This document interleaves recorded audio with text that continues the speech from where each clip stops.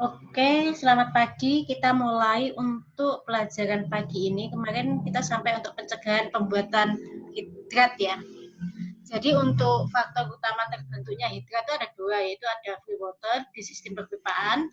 Kemudian yang kedua adalah suhu operasi gas lebih rendah dari suhu pembentukan hidrat. Kemarin kita sudah bahas untuk faktor utamanya. Sekarang kita lanjut untuk bagaimana cara mencegah terbentuknya hidrat. Jadi ada dua cara. Yang pertama yaitu dengan menginjeksi bahan kimia, yaitu metanol dan glikol. Dan yang kedua dengan membangun gas dehydration unit. Berarti dehydration kan untuk menghilangkan airnya. Kemudian cara yang pertama menginjeksi bahan kimia yakni metanol dan glikol. Kemudian berapa sih banyaknya metanol atau glikol yang diinjeksi ke dalam pipa gas itu tergantung ada dua, yaitu banyaknya air bebas yang akan terbentuk di piping. Kemudian yang kedua perbedaan suhu atau delta T antara suhu permukaan hidrat dengan suhu lingkungan terendah yang akan dilewati.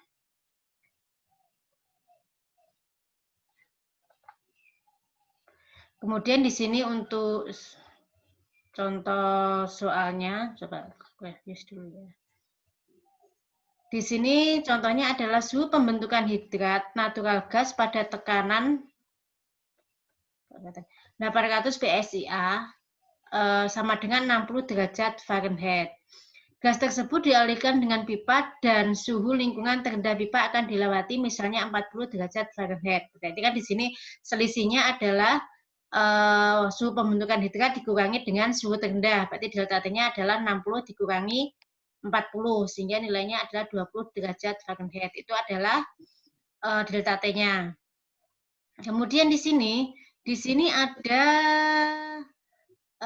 di grafik ini ada beberapa. Jadi ya di sini kan ada metanol injection rate, kemudian di sebelah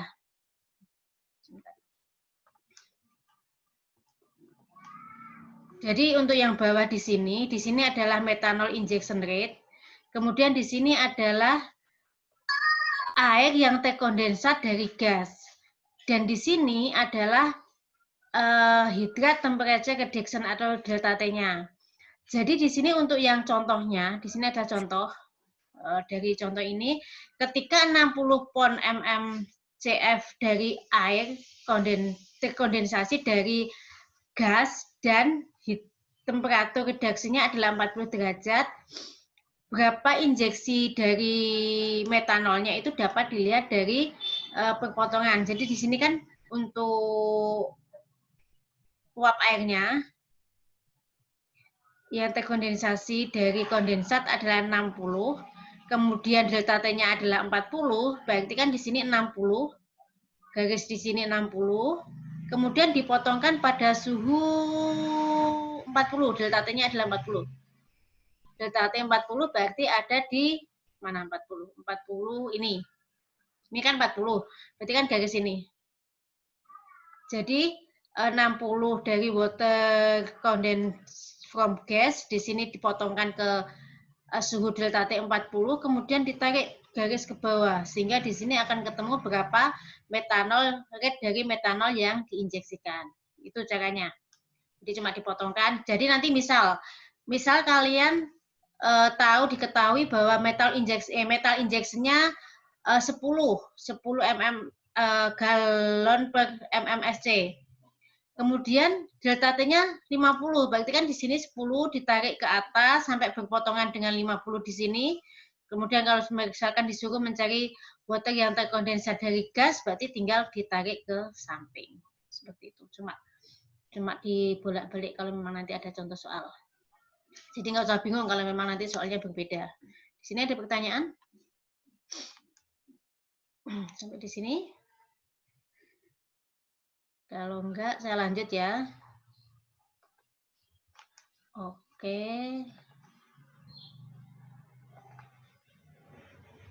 Di sini untuk contoh soalnya, berapakah banyak free water akan terjadi bila natural gas dilewatkan tanah yang suhunya 23 derajat Fahrenheit. Berarti di sini kan diketahui ada di tanah ini, oh ya kemarin ini 28 ya kalau nggak salah. 23 kan di sini suhunya, di ground temperature ini. Kemudian yang kedua, hitung penurunan suhu pembentukan hidrat atau delta T. Yang ketiga, berapa metanol yang harus diinjeksi ke sistem perpipaan dalam GPM untuk mencegah terbentuknya hidrat? Itu kan pertanyaannya. Kemudian di natural gas keluar dari separator pada kondisi saturated, maka suhunya adalah 80 derajat. Jadi di sini adalah jika gas itu keluar dalam kondisi saturated, berarti suhunya itu 80 derajat Fahrenheit. Itu sudah ketetapannya. Kemudian gas dialirkan dalam pipa melewati tanah dengan suhu 23 derajat Fahrenheit. Kemudian ini juga merupakan water dew point gas tekanan operasi 1000 PSIA. Seperti itu. Kemudian di sini dari grafik 2.1, ketika P sama dengan 100 PSIA dan suhu 80 derajat Fahrenheit, W1-nya sama dengan 35 pound per mm SCFD. Yang W1 yang kemarin, masih ingat kan ya, untuk grafik titik 1. Kemudian yang kedua, tekanannya kan sama dengan tekanan 1000 PSIA. Kemudian tadi kan di bottom di ground temperature-nya kan 23. Sehingga kan 23 di sini ketemu W2-nya 4,4 pound per mm SCFD. Sehingga water dan terkondens di sini sebanyak 35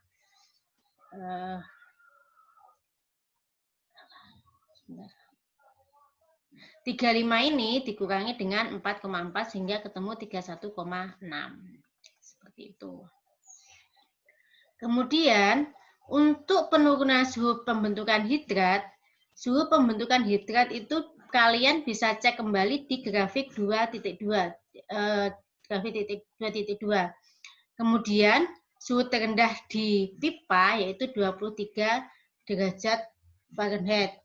Jadi di sini untuk delta T-nya 63 dikurangi 23 sehingga di sini adalah 40 derajat Fahrenheit. Delta T ini nanti yang akan digunakan untuk menentukan berapa laju metanol yang akan diinjeksikan. Seperti itu. Tadi kan ketemu ketika air terkondensasi pipanya 31,6, kemudian grafiknya 40, kemudian dipotongkan ke grafik ini,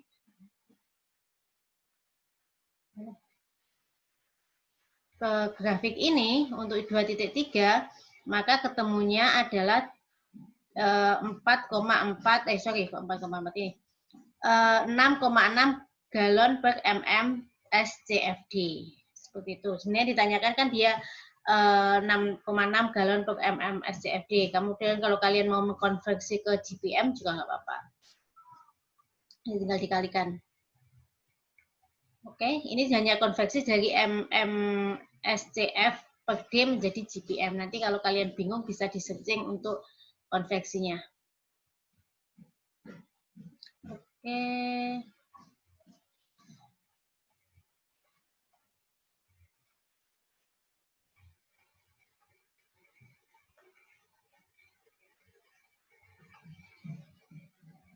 Ini untuk latihan, mungkin bisa kalian coba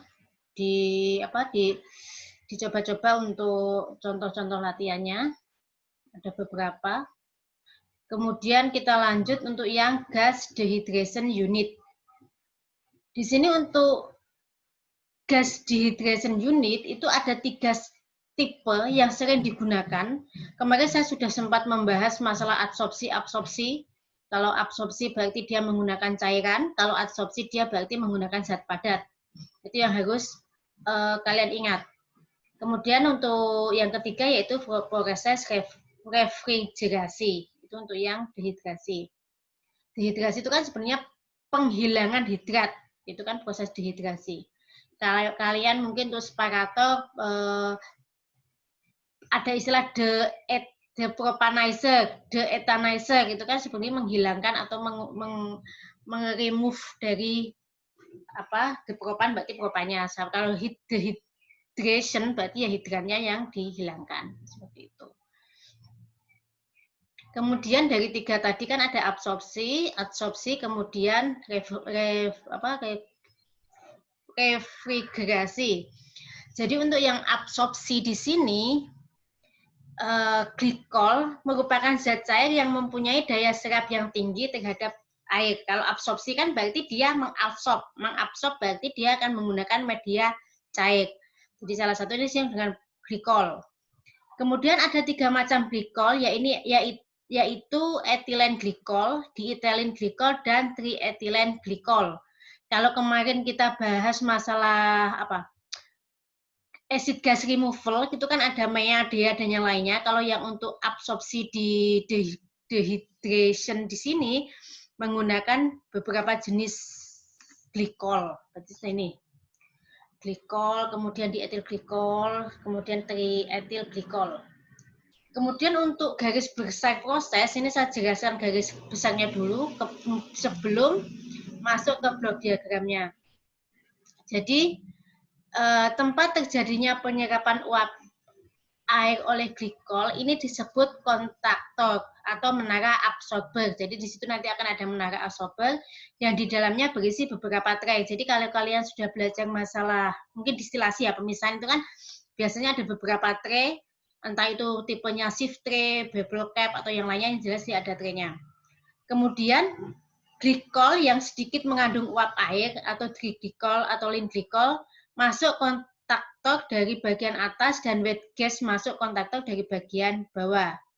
Di dalam tray inilah terjadi kontak antara gas yang mengalir ke atas dan glikol yang mengalir ke bawah. Sebenarnya kayak kemarin juga untuk proses acid gas removal, itu kan intinya juga ketika ada gas, berarti dia dialirkan dari bawah karena memang sifat gas yang dia lebih atau akan sering mengalir dari bawah ke atas. Kemudian untuk liquid kan tetap karena sifat liquid itu kan dia akan ada kecenderungan mengikuti gaya gravitasi. Itu makanya kenapa untuk glikolnya dari atas, kemudian untuk yang gasnya itu dari bawah. Kemudian next, glikol yang keluar dari bagian bawah kontaktor ini relatif banyak mengandung air yang disebut wet glikol atau rich glikol. Jadi untuk glikol yang sudah terlalu banyak air itu disebut wet, basah ya, wet glikol. Berarti yang karena glikol yang banyak mengandung air makanya dibilang wet glikol. Kemudian wet glikol ini agar dapat dipakai lagi harus dipisahkan airnya dengan jalan dipanaskan agar air dapat menguap sehingga diperoleh dry glikol atau lean glikol. Jadi sama juga sebenarnya prosesnya ketika kita sebenarnya kan alasan kita memakai bahan apa yang kita gunakan di proses itu kan salah satunya adalah apakah bahan tersebut bisa diregenerasi atau enggak. Supaya apa? Supaya ketika bahan itu bisa diregenerasi berarti kan dia bisa dipakai lagi. Sehingga kita tidak perlu menginjeksi misalkan kebutuhan 100 mms. Berarti kan kita nggak harus 100 misalnya kan setelah diregenerasi kemudian diinjeksi mungkin 98 kan kita hanya butuh make up dari glikolnya sekitar 2 seperti itu. Kemudian proses absorpsi di kontaktor akan berjalan secara efektif apabila suhu glikol relatif rendah. Oleh sebab itu lean glikol yang keluar dari reboiler itu harus didinginkan dulu menggunakan beberapa seri heat exchanger sebelum masuk kontaktor. Jadi di sini kenapa dia dipilih HE? HE itu kan alat penukar panas ya. Dia biasanya menukarkan fluida panas dengan fluida dingin. Dia dipasang secara seri, HE itu dipasang secara seri. Biasanya kan tetap ketika misal delta T-nya dari 200 menjadi 60. Kita harus menghitung berapa sih banyak delta T yang bisa diturunkan. Sehingga kan biasanya penurunan itu akan secara bertahap. Kita nggak bisa langsung dari 200 langsung 60. Biasanya kalau memang suhunya tidak memungkinkan, berarti tidak ada shock panas yang terjadi. Seperti itu. Kemudian untuk tipik di sini selanjutnya adalah untuk tipikal diagram dari aliran glikol gas dehydration di sini. Di sini untuk diagramnya. Jadi di sini ada wet gas inlet, kemudian masuk scrubber ini untuk memisahkan kalau memang ada impurities. Kemudian di sini wet gasnya akan masuk ke atas. Di sini kemudian ada glikolnya. Glikol di sini akan terjadi di sini kontaktor. Kontaktor di sini adalah untuk terjadi kontak antara wet gas dengan glikol yang tadi. Kemudian yang di sini ada dry gasnya. Kalau di sini dia nanti akan ada pemanasan sehingga di sini ada terjadi regenerasi dari glikolnya seperti itu. Inti prosesnya sama dengan itu. Kalau di sini LVC ini berarti kan ini level kontrol ya, level kontrol. Kemudian di sini nggak ada suhu kontrol, dia di sini ada level kontrol. Ini ada suhu kontrolnya juga di sini. Seperti untuk prosesnya.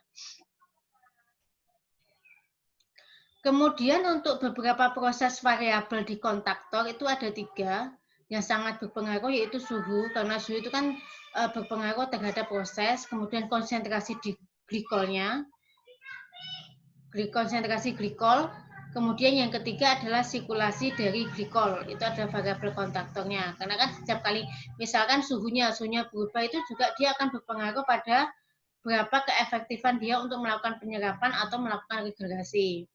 Untuk konsentrasinya juga seperti itu. Berarti kan misalnya kita punya standar glikol, konsentrasi glikol A. Ketika dia konsentrasinya tidak A atau lebih rendah dari A, berarti kan kemampuan untuk menyerapnya juga akan berkurang. Berarti juga untuk sirkulasi glikolnya sama. Kemudian untuk yang pertama yaitu suhu.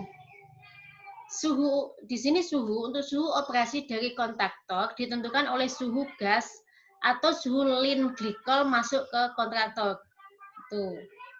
Jadi di sini untuk suhu operasinya kan tetap, karena kan setiap itu mengapa? Itu kan karena setiap kita proses pasti kita sebelum kita mendesain suatu proses itu kita akan mencari nilai optimal. Jadi misalkan pada suhu A dia mencapai suhu optimal dengan memasukkan berapa persen sih lin glikol yang kita butuhkan. Itu biasanya akan dipakai. Tapi jika salah satunya berkurang, misalnya konsentrasi atau fit dari lin glikolnya berkurang, otomatis dia proses penyerapannya tidak terjadi optimal. Sehingga biasanya ketika proses awal itu suhu operasi kontaktor, berapa fit dari lin glikolnya, kemudian suhu dari gasnya di situ berapa, itu memang benar-benar dijaga supaya terjadi ketika di kontaktor itu memang terjadi penyerapan yang secara optimal. Kemudian makin rendah, yang kedua untuk suhunya, makin rendah suhu glikol, makin tinggi daya serapnya terhadap air. Akan tetapi dibatasi minimum 70 derajat Fahrenheit. Itu juga sama. Jadi setiap material atau material apapun, jadi kan kalau kita mungkin adik-adik percobaan ya, misalnya percobaan itu kan pasti ketika kita pengaruh suhu terhadap kemampuan menguap gitu misal. Berarti kan nanti akan ada grafik naik, kemudian ketika dia ada di titik puncak, kemudian dia bisa turun lagi. Itu sama juga dengan glikol. Jadi glikol itu hanya mampu, memang dia dia bisa menyerap dengan baik ketika suhu rendah, tapi tidak boleh rendah sekali. Jadi juga dia ketika dia akan dibatasi pada suhu 70 derajat Fahrenheit. Itu adalah suhu yang kita gunakan untuk dia glikol itu bisa menyerap dengan baik menyerap air dengan baik atau uap air dengan baik.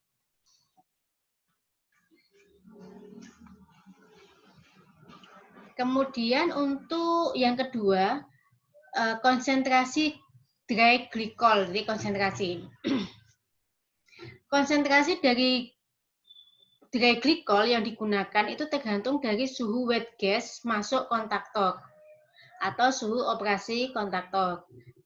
Dan water dew point dari dry gas yang diinginkan dapat dilihat pada gambar 2.5. Jadi di sini untuk konsentrasinya itu ada tergantung dari suhu wet gas masuk kontaktor, kemudian water dew point dari gas. Itu yang pertama. Kemudian untuk konsentrasinya, untuk equilibrium water dew point di sini tidak akan bisa dicapai di tray. Jadi itu equilibrium water dew point-nya itu tidak akan terjadi di tray. Di tray tadi kan di kolom-kolom tadi kan ketika di kontaktor kan tadi dikontakkan di dalam tray kan. Dia itu tidak akan bisa terjadi di tray. Kemudian dalam perencanaan diambil antara 10 sampai 15% dari dew point yang dipersyaratkan. Jadi memang tetap ketika kita akan melakukan perancangan kita harus tetap mempertimbangkan kenapa sih kita harus menambah suhunya, kemudian kenapa kita harus menambah konsentrasinya. Itu memang awal ketika kita akan merancang desain atau mendesain suatu alat atau kolom itu memang itu salah satu yang harus diperhatikan. Oke, itu tujuannya. Kemudian di sini untuk equilibrium, untuk gambar tadi gambar 2.5, di sini untuk kesetimbangan minimum dari water dew point yang diberikan dari line TEG. Jadi di sini dari different effective contactor temperature. Jadi di sini ada equilibrium water dew point di sini untuk grafik ini. Sebentar ya. Di sini ada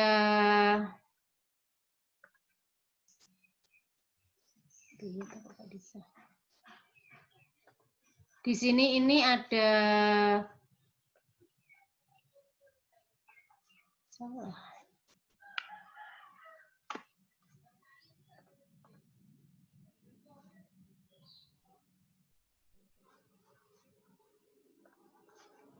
Sebentar ya. Jadi di sini ada kesetimbangan dari water dew point dalam derajat Fahrenheit. Di sini ada inlet gas temperature dalam derajat Fahrenheit. Kemudian di sini ada minimum Lin TEG concentration. Dia ada minimum Lin TEG concentration. Jadi sama juga nanti ketika kalian kalau masalah itu kan tinggal berapa equilibrium waternya, kemudian dipotongkan dengan inlet gasnya, kemudian ketemu minimum Lin TEG concentration. Seperti itu. Untuk grafiknya pembacanya mirip-mirip dengan yang di atas. Kemudian di sini untuk contohnya, di sini sales gas dipersyaratkan water dew point 10 derajat Fahrenheit. Kemarin waktu awal banget itu kan kita sudah belajar untuk masalah sales gas ya. Jadi sales gas itu salah satunya ditentukan dari spesifikasi yang diminta oleh customer, ya kan? Kalau di sini dia mensyaratkan water dew point-nya adalah 10 derajat Fahrenheit. Kemudian ditanyakan berapakah konsentrasi minimum Lin TEG yang diperlukan jika suhu gas masuk kontaktor 100 derajat Fahrenheit. Kemudian diambil suhu dew point-nya adalah 10 derajat Fahrenheit. Tadi kan ada selisih kan, disuruh selisih antara 10 sampai 15 kan. Sehingga di sini equilibrium water dew point-nya kan 10 derajat Fahrenheit dikurangi 10 derajat Fahrenheit. Karena di awal tadi, karena dia tidak bisa terjadi di tray, makanya dia akan ada pengurangan antara 10 sampai 15. Kemudian untuk temperature entering kontaktor itu adalah 100 derajat Fahrenheit. Dari di sini, dari dua ini akan ketemu equilibrium water-nya 0 derajat Fahrenheit, kemudian suhu entering kontaktornya adalah 100 derajat Fahrenheit. Di sini kan tinggal dipotongkan. Equilibrium water kontaktornya itu adalah 0.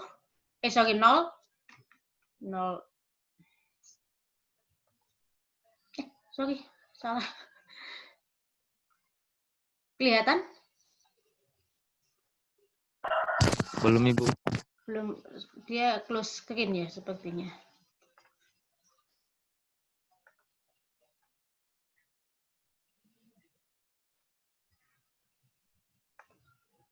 Sudah ya? Iya, Ibu. Stop screen tadi. Di sini kan nggak bisa pasti. Ini kan tadi untuk equilibrium water-nya kan dia 0. Pada 0 derajat Fahrenheit. Kemudian untuk inlet gas temperature-nya kan dia 100. Sehingga dipotongkan antara ini, maksudnya apa? 0 ke 100. Sehingga ketemu, kalau ditarik garis ke samping, di sini akan ketemu 99,1. Entah itu nanti dicek lagi. Nanti coba, saya Nanti coba carikan untuk yang aslinya ya filenya. Kemarin saya nyari belum ketemu soalnya saya lupa ambilnya di mana.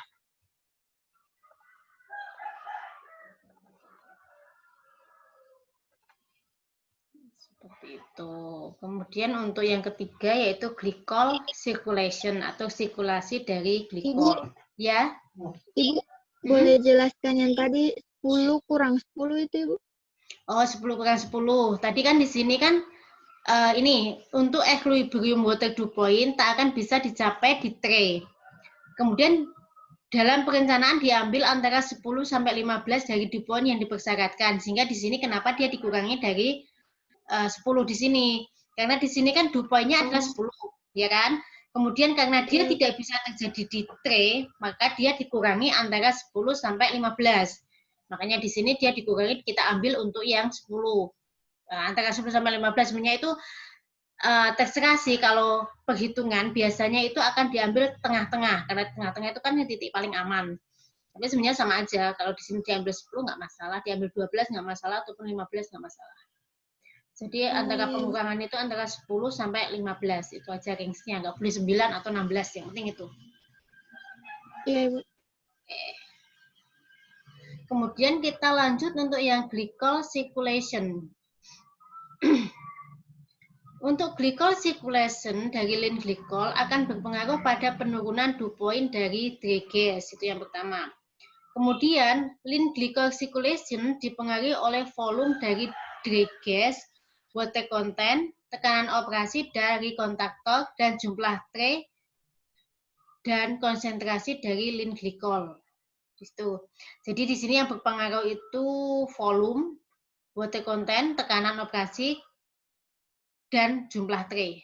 Itu yang berpengaruh. Karena kan kalau kita bicara masalah jumlah tray kan sebenarnya kan semakin banyak jumlah tray itu kan dia penyekat kan sebenarnya. Ketika sekatnya banyak, otomatis kan kemampuan untuk menyerap itu kan semakin tinggi.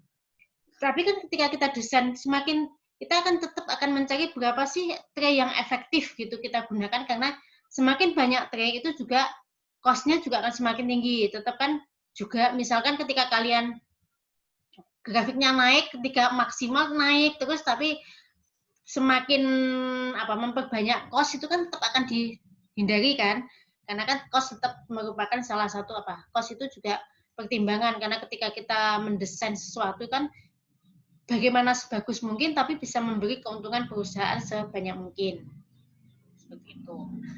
Kemudian untuk lean glycol yang direkomendasikan itu antara 3 sampai 7 galon per pound water absorber. Itu absorber ya. Jadi untuk glikol yang direkomendasikan antara 3 sampai 7. Tadi kan kita proses untuk absorpsi. Kemudian kita menggunakan proses adsorpsi yang kedua. Kalau absorpsi tadi berarti dia menggunakan liquid. Kemudian kalau adsorpsi berarti dia menggunakan media padat. Sebenarnya adsorpsi itu apa sih?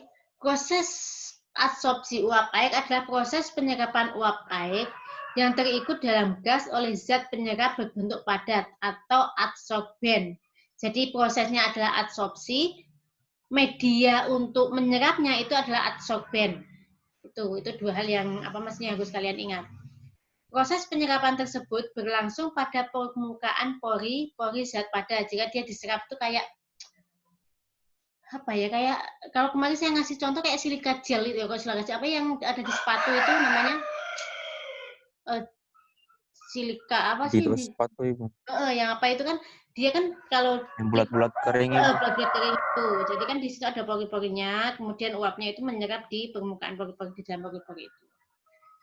Kemudian karena dia menyerap di pori-porinya, berarti kan semakin besar porinya atau semakin banyak porinya, berarti kan dia akan semakin besar luas permukaannya. Jadi kalau semakin besar, berarti kemampuannya dia adalah semakin tinggi untuk menyerap. Jadi kayak apa ya, Dik, kalau saya gambar kayak sarang lebah gitu loh. Tahu kan ya, mungkin pernah lihat ya. Jadi kan ada lubang-lubang. Jadi kan kalau misalkan dia bentuknya bulat-bulat gitu kan, kalau kayak rantai-rantai gitu kan dia semakin banyak, itu kan berarti dia semakin luas permukaan yang lubangnya itu kan semakin banyak. Otomatis kalau semakin besar luas permukaannya di sini, dia kemampuannya di situ juga akan semakin tinggi. Kemudian pada umumnya berupa butiran berbentuk bola atau silinder untuk absorbernya. Biasanya kan paling umum itu bola-bola kecil-kecil, itu yang paling umum. Kemudian ada 4 jenis adsorber di sini. Yang pertama yaitu bauxit, yaitu penyusun utamanya Al2O3 yang terdapat di alam. Kemudian alumina, kadar Al2O3-nya tinggi, dibuat oleh pabrik. Kemudian silika gel yang paling umum digunakan. Kemudian yang keempat molekular sieve, itu juga paling yang sering digunakan. Jadi kapan kita memilih ini, biasanya setiap tipe adsorben ini dia mempunyai kemampuan untuk menyerap sesuatu. Jadi setiap produk itu kan pasti dia mempunyai spesifikasi tertentu kan. Misalkan zeolit dia bisa menyerap apa, dia tidak bisa menyerap apa, itu kan tetap akan menjadi pertimbangan.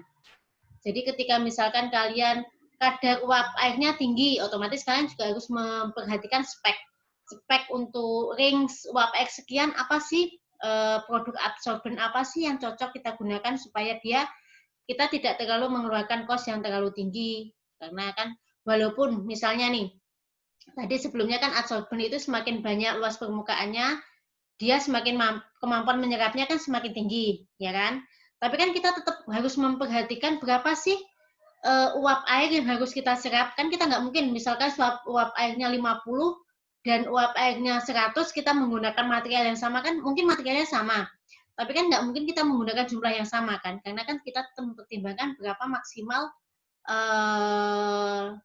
adsorben yang kita pakai, jenis adsorbennya apa, kemudian jumlahnya berapa, harus kita perhitungkan juga. Karena kalau semakin tinggi, akhirnya dampaknya ke kosnya yang semakin mahal. Seperti itu. Kemudian ini untuk beberapa contoh untuk molekular sieve. Jadi di sini ada contohnya, ada yang dalam bentuk bulat-bulat, lonjong-lonjong, dan yang lainnya. Itu sebenarnya kalau adsorben ini kayak, kalau mungkin kalian pernah lihat katalis ya. Katalis itu juga seperti itu, modelnya ada macam-macam, tergantung dari bentuknya. Ada beberapa jenis. Kemudian untuk sifat-sifat adsorben yang dikehendaki itu ada luas permukaan besar, kemudian sifat penyerapan selektif, kemudian kecepatan transfer massa tinggi, kuat tidak mudah hancur, persentase yang ditimbulkan rendah, bulk density-nya tinggi, tidak beracun, tidak korosif, harga relatif murah, dan mudah didapat. Itu untuk sifat-sifat adsorber itu biasanya seperti itu memang. Karena kan tetap kita akan mencari produk-produk yang dia memang, ketika kita memilih itu kan kita akan memilih sesuatu yang bermanfaat tapi tidak merugikan yang lain. Jangan sampai nanti kita memilih pengen mengadsorb sesuatu dengan tinggi, kemudian dia mengandung sesuatu partikel yang lain yang menyebabkan korosif, itu kan tetap harus kita hindari. Karena kan ketika kita terjadi penyerapan berarti nggak boleh ada korosif dan yang lainnya. Harga juga menjadi pertimbangan. Karena apa? Karena kan tetap ketika kita mendesain itu kan akan ada analisa ekonomi. Analisa ekonomi itu menunjukkan apakah alat yang akan kita bangun itu benar-benar memberikan keuntungan ke perusahaan. Itu juga menjadi pertimbangan yang utama. Seperti itu. Kemudian saya di sini untuk beberapa untuk alumina gel dan yang lainnya nanti dibaca-baca sendiri tipenya seperti apa. Kemudian ini untuk operating rings of gases. Di sini ada outlet gas, nanti di sini juga. Jadi untuk molecular sieve dia mempunyai kemampuan menyerap dari min 150 derajat Fahrenheit sampai 150. Kemudian untuk activated alumina dia mempunyai kemampuan minus 80 sampai 52. Kemudian untuk silika gel dia mempunyai kemampuan menyerap dari 85 derajat Fahrenheit sampai 120 derajat Fahrenheit. Jadi di sini kan kalian bisa melihat, oh misal suhuku minus 125 derajat Fahrenheit, seperti itu. Ketika kalian akan memilih, berarti kan kalian tidak akan memilih activated alumina kan? Karena kan dia suhunya hanya 110, berarti kan dia tidak akan memberikan penyerapan yang optimal. Berarti ketika suhu 125 derajat Fahrenheit, otomatis kalian harus memilih molekular shift. Seperti itu.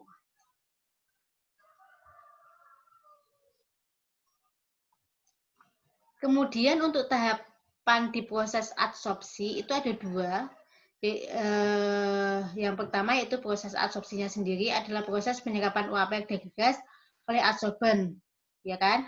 Proses adsorpsi berlangsung dalam menara adsorben atau kontaktor yang di dalamnya berisi adsorben aktif. Kemudian proses penyerapan akan efektif apabila tekanan operasi tinggi dan suhu operasi rendah. Jadi kalau yang tidak kemarin yang satunya tadi untuk proses absorpsi tadi juga sama di kontaktor, tapi dia prosesnya terjadi di tray, kalau di sini dia terjadi di dalam menara absorbernya. Di sini ada adsorben aktif. Jadi kayak dia kalau kotak gini yang atas bawah itu di tengahnya itu ada fixed bed. Fixed bed itu berarti di situ dia terjadi apa namanya? Adsorbernya itu diletakkan di tengah dari menara adsorbennya itu. Jadi di sini nanti gasnya dilewatkan dari bawah, kemudian diogannya dari bawah, dan di sini akan terjadi penyerapan di tengah-tengah di sini, tengah-tengah adsorbennya di sini. Seperti itu. Kemudian suatu saat adsorben akan jenuh atau saturated dengan uap air atau tidak aktif lagi, sehingga tidak mampu lagi menyerap uap air dari gas. Pada saat kontaktor ini mendekati saturated, maka proses adsorpsi dialihkan ke kontraktor lainnya. Jadi di sini kan kalau tadi untuk proses absorpsi dia kan gasnya ketika ada gas masuk, kemudian dia kan dikontakkan dengan liquid dengan glikol ya tadi. Glikol, kemudian glikolnya kan langsung turun ke bawah, kemudian diregenerasi, ya kan? Kemudian glikol yang sudah dilakukan regenerasi tadi dimasukkan lagi dari atas, itu kan prosesnya gitu continuous kan. Tapi kan ketika kita proses adsorpsi di sini kan karena menara adsorpsinya ini kan dia fix di sini tengah, maksudnya dia di adsorbernya itu kan ada di kolomnya, kan otomatis dia kan nggak akan mengalir kemana-mana, sehingga kan ketika dia mulai jenuh berarti dia akan ada kolom adsorpsi yang lainnya yang akan dialihkan, sehingga untuk adsorpsi yang A ini dia bisa dilakukan regenerasi adsorbernya. Jadi gitu, bisa dipahami ya di sini. Berarti kalau untuk absorpsi dia butuh satu kolom, tapi kolom satunya adalah khusus untuk regenerasi. Kemudian kalau adsorpsi di sini dia dipasang paralel, berarti ada dua. Jika satunya ini dipakai, berarti satunya ini proses regenerasi atau pencucian adsorbennya. Kemudian ketika ini selesai, ini sudah jenuh, dipindahkan ke sini, yang di sebelah sininya tadi diproses regenerasi dari adsorbennya. Seperti itu prosesnya. Sebenarnya sama, berarti dia sama-sama membutuhkan dua kolom juga. Kemudian,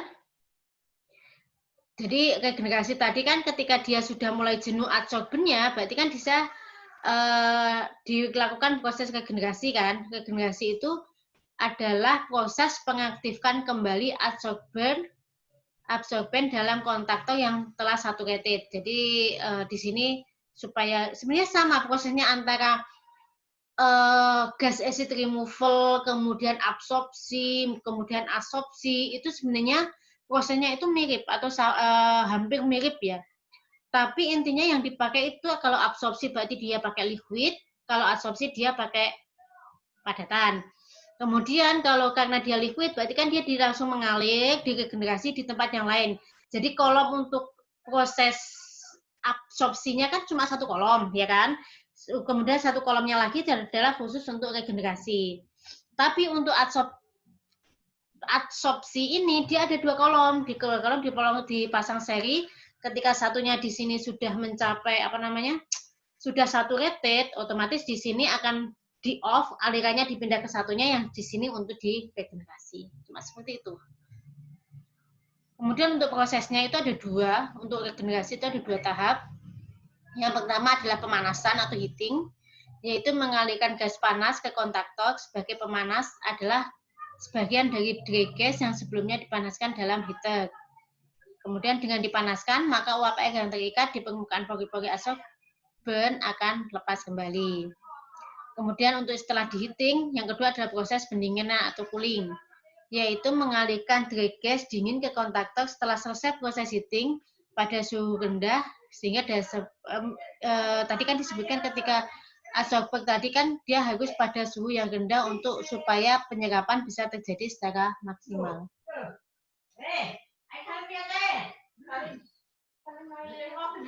Kemudian untuk prosedur proses regenerasi itu ada beberapa. Yang pertama yaitu pengisolasi tower bed yang digenerasi dari sistem.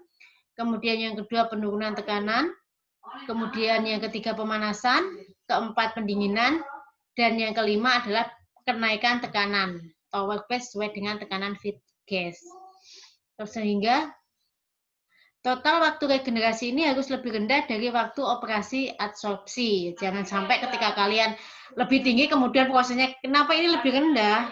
Supaya apa? Ketika di sini sudah saturated, di sini sudah ready. Jangan sampai di sini saturated, yang diregenerasinya belum ready. Makanya di sini total waktu regenerasinya harus lebih rendah dari proses adsorpsinya. Seperti itu.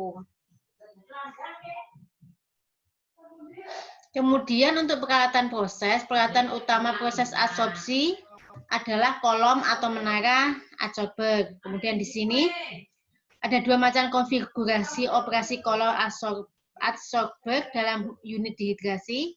Terdiri dari unit kolom adsorber, yaitu kolom 1 adsorpsi, kolom 2 heating dan cooling. Kemudian terdiri dari 3 kolom adsorber. Ya di sini dalam waktu yang sama ada 2 kolom adsorber yang tahap operasinya adsorber. Di sini untuk gambarnya di sini. Di sini untuk 2 tower adsorption plan. Jadi di sini ada 2 tower, kemudian otomatis kan ketika feed masuk dia misalkan di sini kan feednya mana ya? Feed tuh. Di sini kan misal di sini ada 2 valve. Ketika satu operasinya di sini di sini beroperasi, di sini dia regenerasi, di sini beroperasi, di sini regenerasi. Jadi dia memang 2 yang selang-seling, off on itu istilahnya. Di sini untuk contoh pengaturan waktu operasi. Jadi di sini kan ada tower 1, ada tower 2. Tower 1-nya itu, jadi kan kalau tower 1, tower 2 di sini kan ketika tower 1 ada heating, cooling, kemudian berarti ketika tower 1 heating, cooling, berarti tower yang 2-nya adalah proses absorbing atau penyerapan. Sama juga ketika kolom 1-nya proses penyerapan, berarti di tower 2-nya adalah proses heating dan cooling. Seperti itu. Kemudian untuk absorpsinya di sini 8 jam, kemudian heatingnya 5 jam dan coolingnya 3 jam. Sehingga ketika totalnya di sini adalah proses absorpsinya itu akan sama dengan proses regenerasinya. Minimal sama supaya bisa di-switch. Kalau bisa ya regenerasinya lebih singkat dibanding dengan absorpsi. Sehingga ada prepare untuk proses switch-nya tadi. Seperti itu. Biasanya dia dikontrol secara manual atau bisa juga secara otomatis untuk proses absorpsinya. Ini nanti tugasnya bisa dicoba-coba. Kemudian untuk mekanisme, ini ya nanti dicoba-coba aja untuk tugasnya. Kemudian untuk mekanisme proses adsorpsi. Nanti untuk di bawahnya, nanti digambar di bawah. Di sini untuk mekanisme proses adsorpsi dapat dijelaskan dengan gambar berikut. Gambarnya nanti di bawah, ini contoh variasi zona adsorpsi sepanjang bed terhadap waktu. Kemudian, pada waktu gas yang mengandung uap air mengenai adsorbed bed, maka pada bagian bed tersebut akan terbentuk suatu daerah adsorpsi yang disebut mass transfer zone atau MTZ. Kemudian di belakang MTZ ini adalah zona saturated yang tidak mampu lagi menyerap uap air. Jadi setelah dia mass transfer zone atau masa pertukaran massa, zona pertukaran massa di sini nanti berarti setelah lama dia akan ada zona saturated. Setelah zona saturated di dalam MTZ adalah zona aktif. Di sini gas hanya lewat, belum terjadi penyerapan uap air. Seperti itu. Ini adalah untuk zonanya. Di sini untuk wet feed gas, kemudian di sini ada saturated zone, kemudian ada active mass transfer zone dan ada active zone. Seperti itu. Seperti itu. Jadi ini untuk ilustrasi. Ilustrasi pergerakan MTZ di sini pada gambar berikut terlihat wet gas masuk adsorber dengan dew point 30 derajat Celcius. Pada zona MTZ yang idealnya berbentuk segitiga terlihat pada ujung segitiga dP-nya adalah 0 derajat, dew point-nya 0 derajat Celcius, berturut-turut ke atas 10 derajat, 20 dan 30 derajat Celcius. Kemudian pada adsorber 1, dry gas keluar dengan dew point sesuai dengan perencanaan 0 derajat Celcius.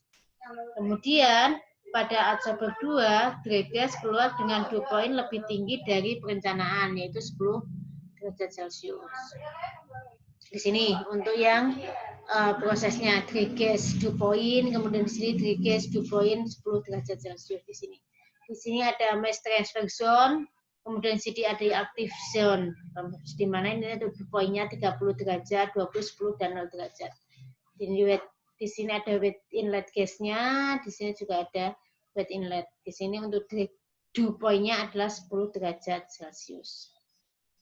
Nah, seperti itu. Dia ada mass transfer, kemudian di sini ada activated. Udah. Sebenarnya kan intinya kan dia gimana dia kemampuan dari adsorbennya untuk menyerap dari uap airnya sehingga dia tidak jadi hidran tadi. Kemudian tadi kan kemarin kita ada beberapa proses ya, ada apa tadi? Gas removal, kemudian acid gas removal, kemudian yang kedua tadi ada hidrat, yang ketiga yaitu proses penyerapan merkuri. Untuk proses penyerapan merkuri, masih ingat ya ada 5 atau berapa itu kemarin yang untuk awal, coba sih saya itu. Kalau kalian lupa. Sebentar ya, tak naikkan ke atas.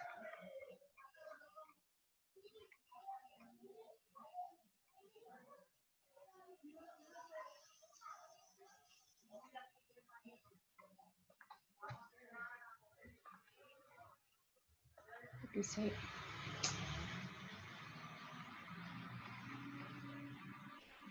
Bentar ya. Nota itu nggak bisa, Kak. Enter slide. Oh, ini. Jadi di sini kan kemarin kita ada beberapa proses kan untuk di proses pemurnian gas kan ada yang pemisahan impurities, bukan ini ya, ini loh jenis proses gas ini kan ada penyerapan, gas removal, kemudian ada pengeringan, ada penyerapan merkuri, pencairan dan vaksinasi. Vaksinasi ya. Ya, Ibu. Kita lanjut untuk yang penyerapan merkuri. Ini.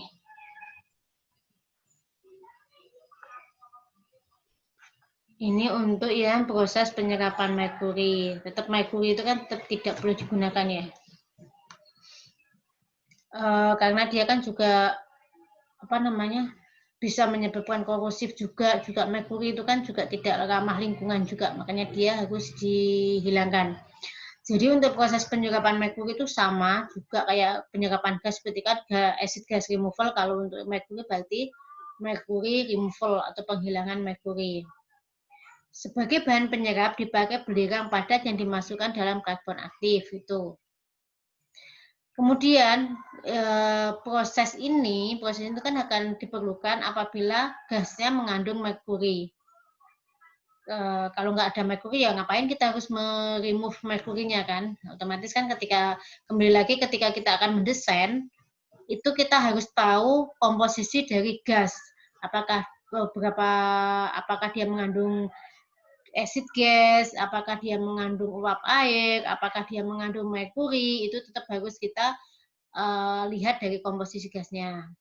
Kemudian untuk pemrosesan di sini berlangsung pada suhu rendah dan peralatan heat exchanger menggunakan bahan dari alumina. Kemudian merkuri ini dengan alumina dapat berhasil membentuk amalgam. Seperti itu. Nanti disetting untuk amalgamnya. Kita lanjut untuk yang proses pendinginan. Jadi untuk yang keempat ada proses pendinginan. Salah satu jenis proses di dalam gas processing adalah proses pendinginan atau penurunan suhu. Untuk mendinginkan suhu gas sampai suhu atmosferis dapat dipakai media pendingin air atau udara. Karena air dan udara itu adalah media pendingin yang paling murah.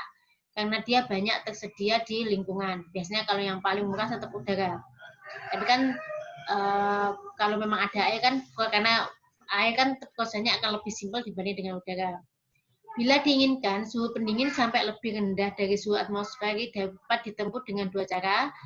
Yang pertama yaitu dipakai media pendingin refrigeran, yang kedua adalah dengan mengekspansi gas.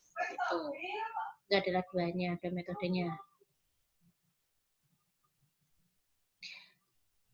Untuk apa tadi kan ketika kita mendinginkan lebih dingin dari suhu atmosfer itu kan menggunakan refrigeran. Kalau refrigeran berarti kan untuk prosesnya itu dia menggunakan refrigeration unit.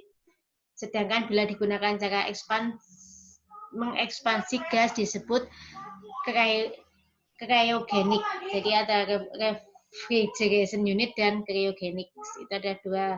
Kalau refrigeran berarti menggunakan air, kemudian kalau cryogenik berarti mengekspansi gas. Itu satu bedanya. Kemudian teknologi dalam sistem refrigerasi. Untuk menyamakan persepsi perlu dibahas beberapa terminologi yang terkait dengan sebentar.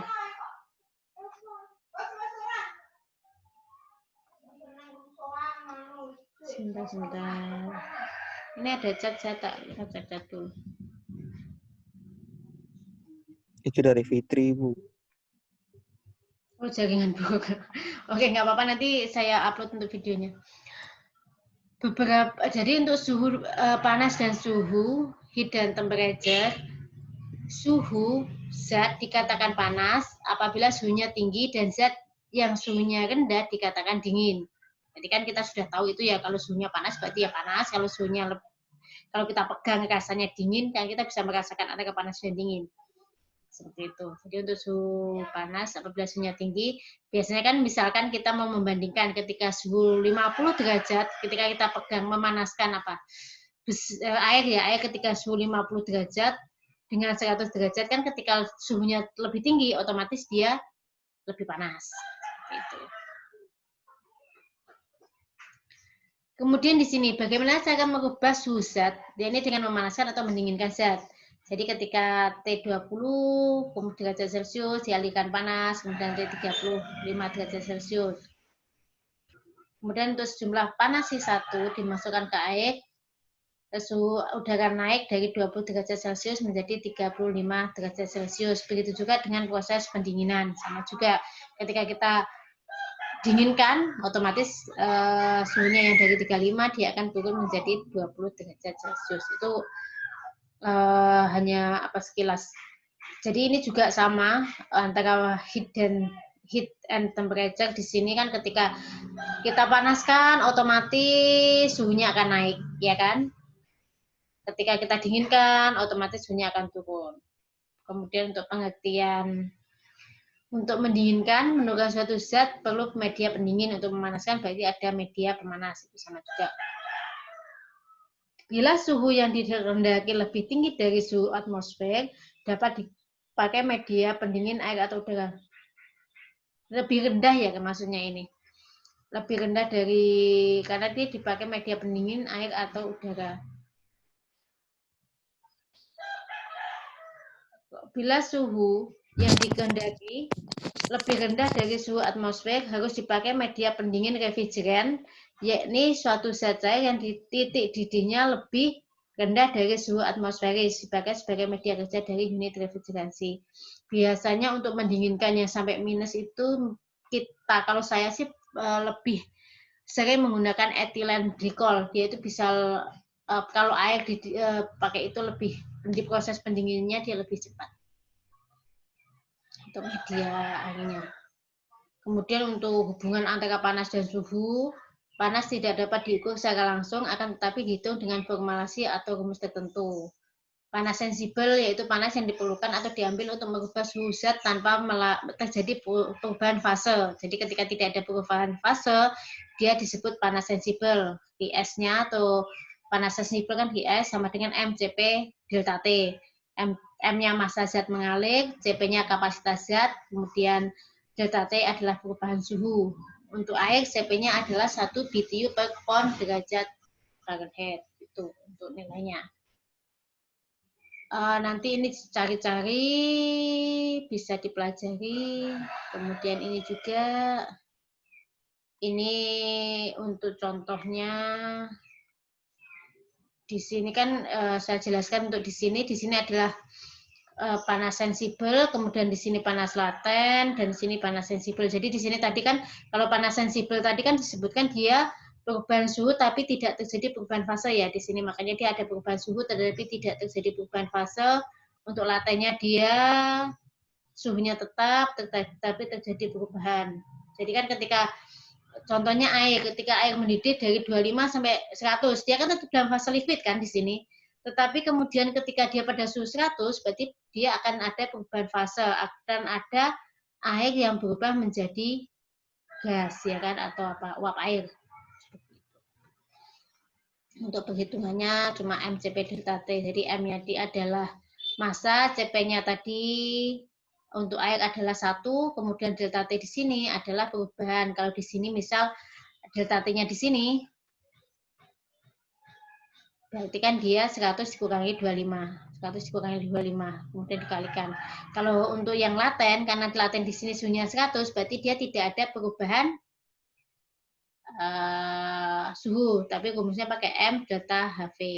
Untuk yang pada suhu sekian, nilainya adalah 5.400. Seperti itu. Sama juga untuk yang sensibel di ketiganya. Jadi nanti total panasnya ditambahkan dari ketiganya di sini. Seperti itu. Nanti kayaknya nggak sampai perhitungan ini untuk kalian kayaknya ya. Ini biasanya untuk yang proses-proses yang lebih sering menggunakan perhitungan ini, tapi nggak apa-apa untuk sekedar kalian tahu gimana menghitungnya. Kemudian untuk panas dan entalpi. Untuk entalpi suatu zat adalah besarnya energi panas yang dikandung oleh zat itu pada suhu tertentu. Maka tinggi suhu zat makin tinggi pula entalpinya. Jadi semakin tinggi suhu zat, berarti entalpinya semakin tinggi. Ketika contohnya adalah suatu zat, ketika dia menerima panas, dia akan terjadi kenaikan suhu. Karena kenaikan suhu, otomatis entalpinya juga akan naik. Sama juga ketika zat itu diambil panasnya, sehingga suhunya turun, maka entalpinya juga akan turun. Misalnya di sini dalam bejana berisi 1 liter dipanaskan, suhunya naik menjadi 25 menjadi 70 derajat Celcius. Kemudian untuk menerima panasnya kan berarti Q sama dengan MC delta T. Berarti delta H-nya 1 dikali 1, delta T-nya ada 75 menjadi 20, maka menjadi 50. Kemudian yang tidak kalah penting, entalpi zat cair hanya dipengaruhi oleh suhu. Jadi kalau entalpi zat cair itu hanya dipengaruhi oleh suhu, tetapi sedangkan untuk gas, uap atau gas dipengaruhi oleh suhu dan tekanan. Karena kalau gas itu kan tekanan sangat berpengaruh. Kalau cair kan ya sudah, kalau ketika dalam fase cair ya ketika kenaikan suhu dia entalpinya berubah. Tapi ketika gas, karena kalau gas itu kan ketika suhunya ditekan, tekanan diturunkan, itu kan dia sangat berpengaruh terhadap suhu. Makanya itu selain suhu, dia juga tekanan untuk yang entalpi dari gas. Itu yang kalau gas kan tahu sendiri sifat gas ya. Misalkan kita dari 1 atm kita tekan menjadi 0,5 gitu kan pasti akan berpengaruh juga terhadap suhunya. Makanya di situ kenapa suhu sangat berpengaruh. Kemudian yang ketiga yaitu perpindahan panas atau heat transfer.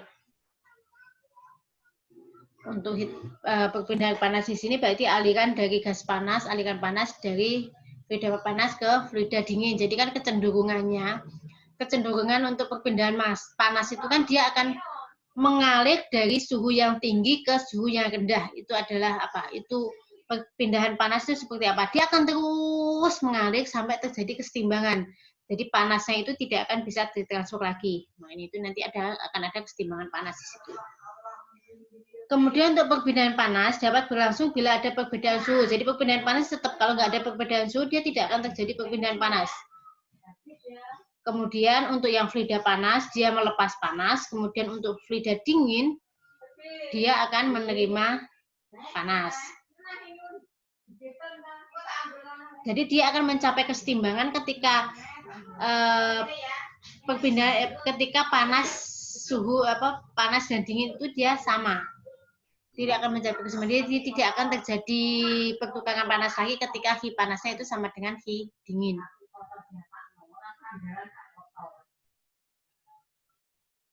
Kemudian alat tempat terjadinya perpindahan panas antara dua fluida secara umum disebut heat exchanger yang penamanya spesifikasi sesuai dengan fungsinya. Jadi kalau kalian bilang heat exchanger yang kolom cell and tube itu hanya salah satu. Salah satu untuk proses pertukaran panas. Sebenarnya untuk contoh yang lainnya itu banyak. Ada cooler. Cooler itu kenapa? Karena dia kan mendinginkan. Ketika mendinginkan kan dia akan ada fluida yang lain yang digunakan untuk mendinginkan kan. Berarti kan fluida itu akan menyerap panas yang ada sehingga dia berubah menjadi dingin. Namanya disebut cooler. Kondensor. Berarti kan dia mengkondensasi, menguapkan, mengkondensasi kan mencairkan uap. Ketika mencairkan, berarti kan dia akan ada fluida lain yang digunakan untuk menurunkan suhu dari gas tersebut atau dari air misalkan, kan dia tetap akan ada.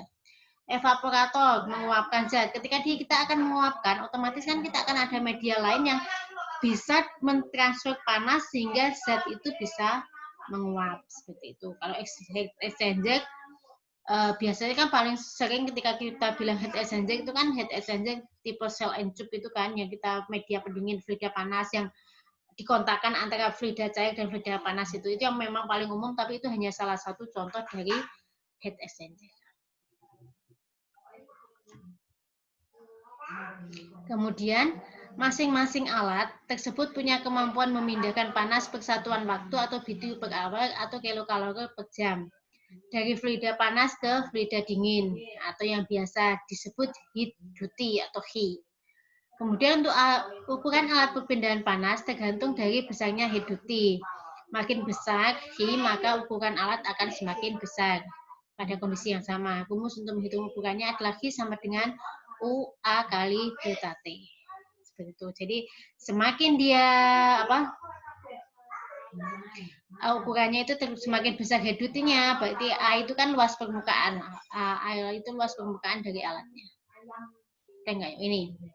Di mana U itu kan koefisien overall perpindahan panas, kemudian A dia adalah luas permukaan tube tempat kontak antara fluida panas dengan fluida dingin karena di sini rumusnya dia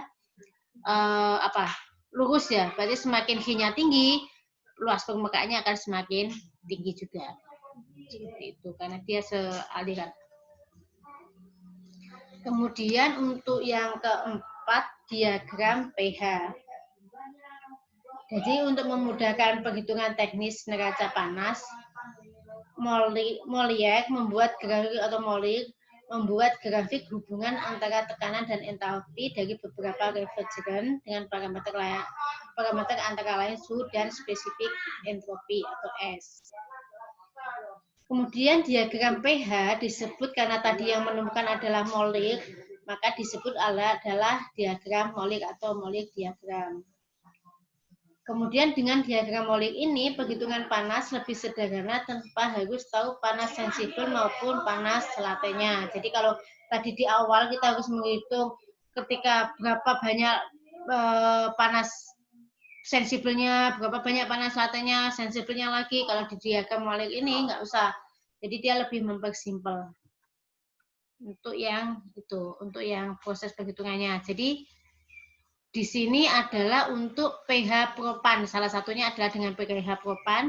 Di sini ada tekanan, kemudian di sini ada saturated vapor, di sini ada saturated liquid ya. Sebentar Pak itu. Di sini ada nggak bisa. Ih.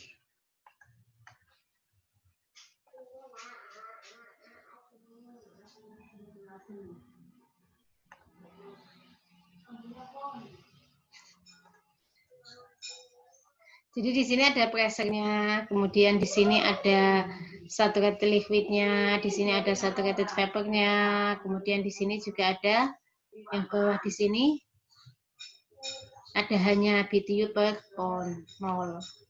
Jadi seperti itu. Pause. Sebentar.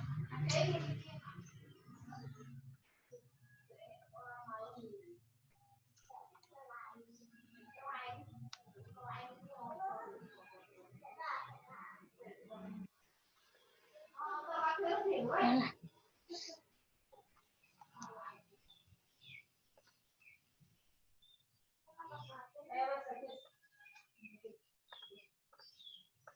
Oke.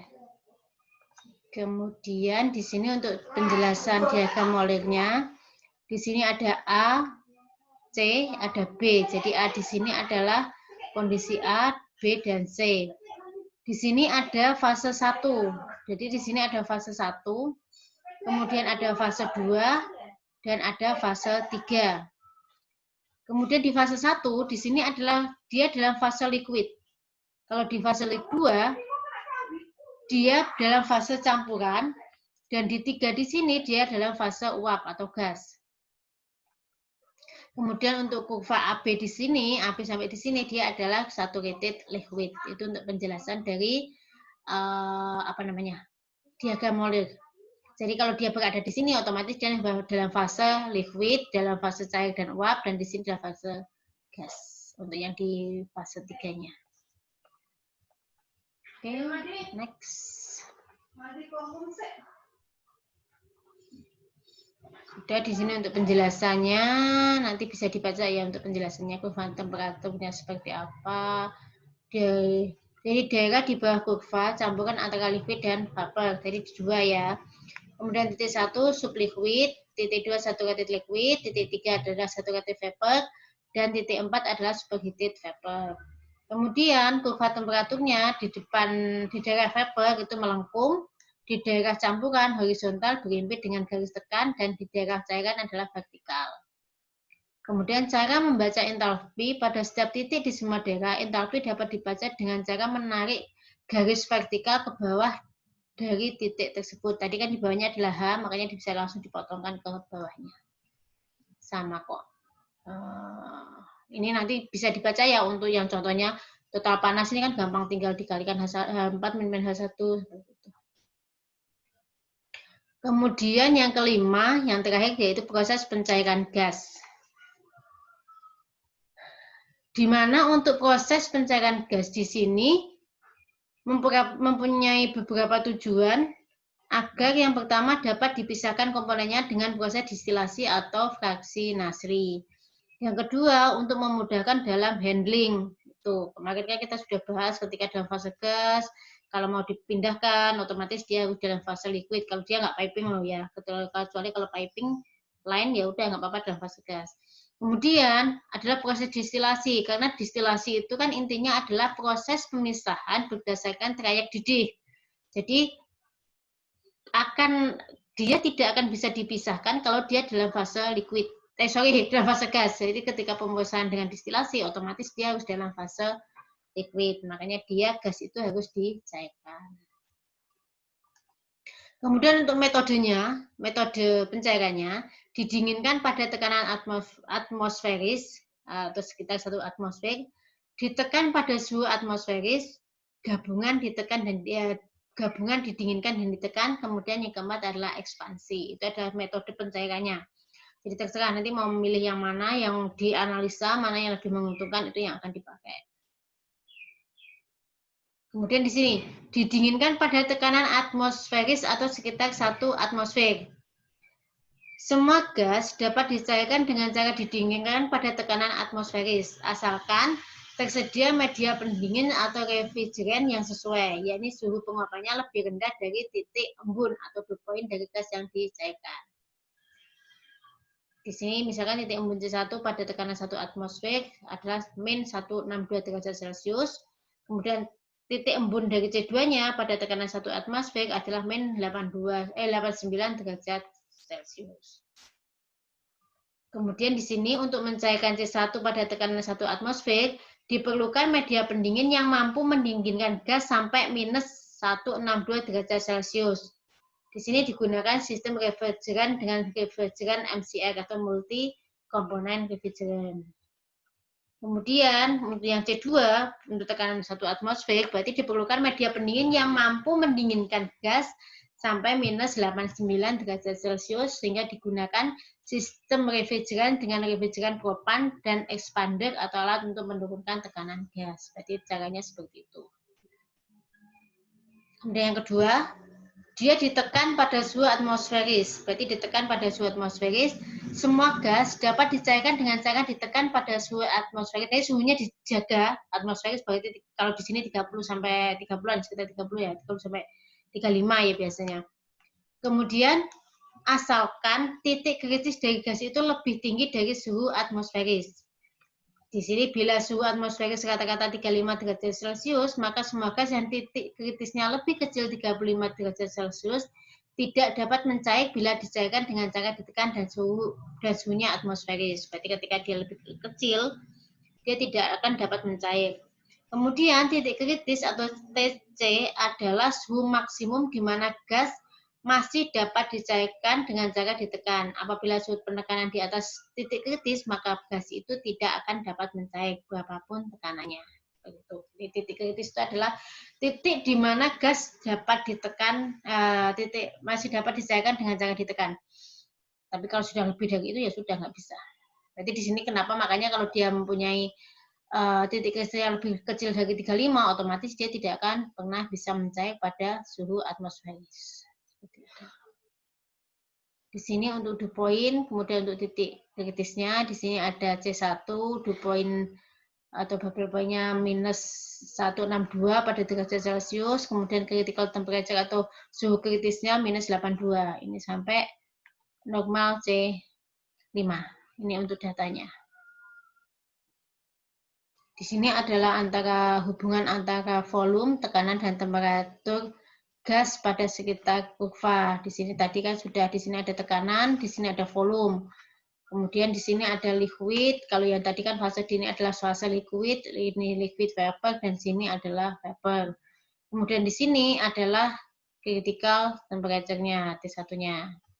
Untuk T1, di sini ada T1 mempunyai suhu yang lebih tinggi dari TC, T2, dan T3, seperti itu.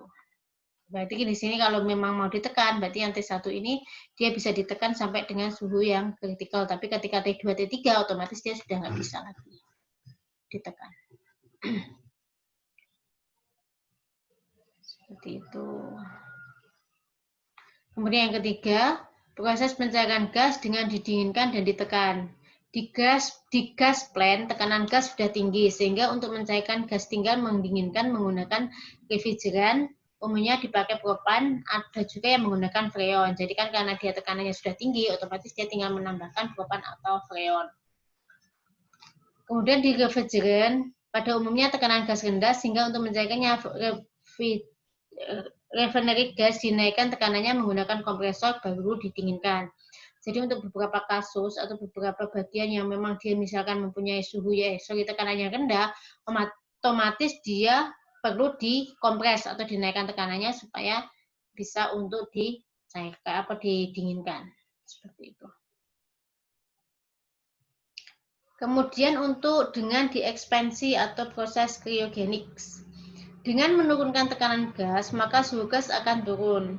Makin tinggi penurunan tekanan gas, maka penurunan suhu gas semakin besar. Artinya, suhu gas semakin rendah, bahkan minus.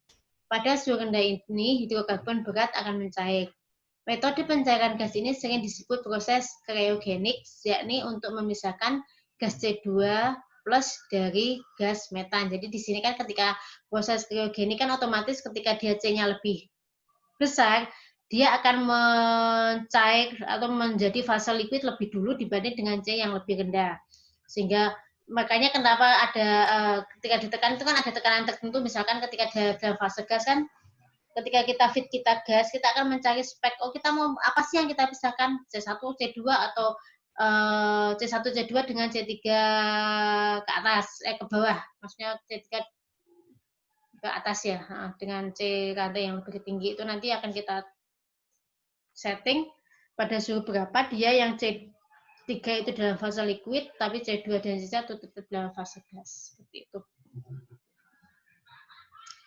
Ini untuk kondisi operasinya, di sini ada gas, exhaust, ada booster, ada feed, inlet gas, masuk ke gas, kemudian ke sini cold spiration, kemudian cold spiration berarti pemisahan. Di sini ada the ethanizer, yaitu penghilangan etan.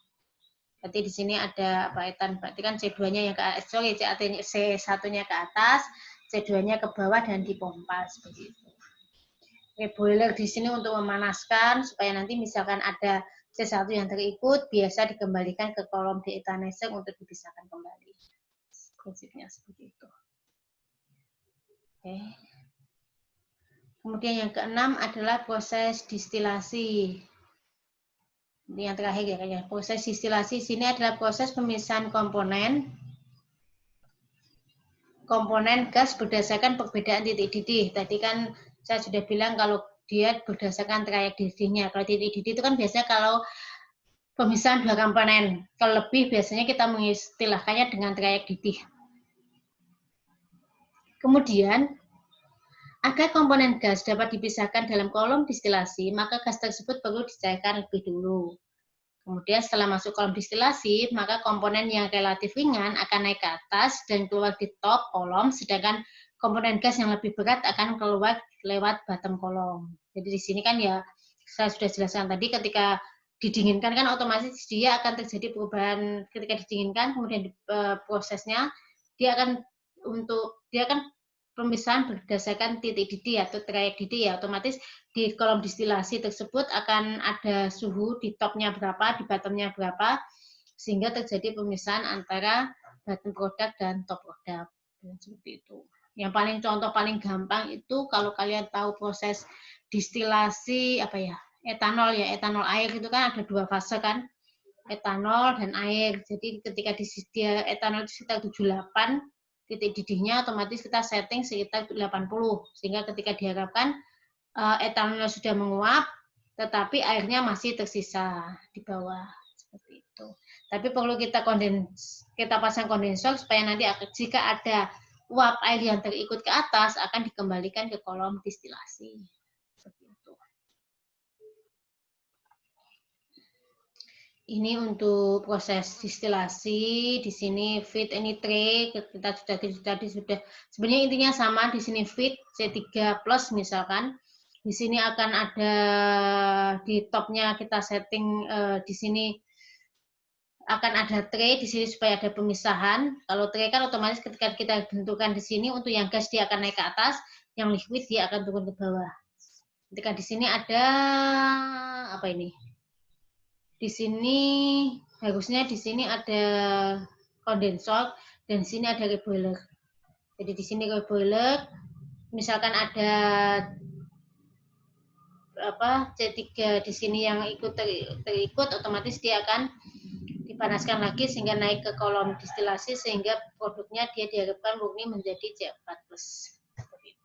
Sama juga sebenarnya proses distilasinya dengan proses yang lainnya kan di sini pasti akan reboiler untuk mendinginkan, reboiler untuk memanaskan dan kondensor untuk mendinginkan. Kemarin saya juga sudah sempat membahas, misalkan di sini kalian ingin mengontrol suhu di topnya, otomatis kalian tinggal mengatur berapa reflux dari kondensor di atasnya. Ini ada beberapa contoh diagram alir, nanti bisa dipelajari ya. Sebenarnya ini ada terakhir. Ini gas menyeluruh di sini. Ada cooler, ada separator, acid gas removal, ada gas dehydration, mercury removal, kemudian ada gas liquefaction, ada unit vaksinasi, kemudian ke produk. Ini adalah untuk yang secara keseluruhan yang sudah kita bahas tadi. Kemudian di sini ada catatan. Komponen gas yang dicairkan tergantung dari jenis produk yang dikehendaki atau tujuan utama pemrosesan itu yang paling utama. Jadi kalian tetap spesifikasi yang diinginkan oleh customer itu menjadi acuan kalian ketika akan memproses buah gas dari sumur.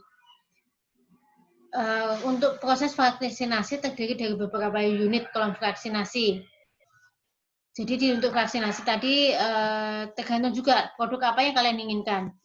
Unit kolomnya seperti apa, kemudian kalian butuh tinggi kolomnya berapa, trennya berapa, itu juga tergantung dari spesifikasinya. Karena kan macam-macam, ada yang vaksinasi itu ada banyak macamnya. Kemudian pada umumnya digunakan refrigeran propan. Khusus untuk LNG plant digunakan pendingin 2 tahap dengan refrigeran propan dan MCR multi komponen refrigeran. Jadi ini modus yang paling sering digunakan. Kemudian di sini ada beberapa contoh plan dari beberapa company, nanti bisa dilihat-lihat. Jadi kalau ini di Pertamina ya, di sini ada separator, kemudian di sini masuk kemana, itu bisa dilihat sampai ada beberapa contoh yang bisa kalian ini untuk gas Tambun, Bekasi, ini untuk LPG ya, dan beberapa contoh yang lainnya yang bisa kalian pelajari. Oke, sampai sini ada pertanyaan?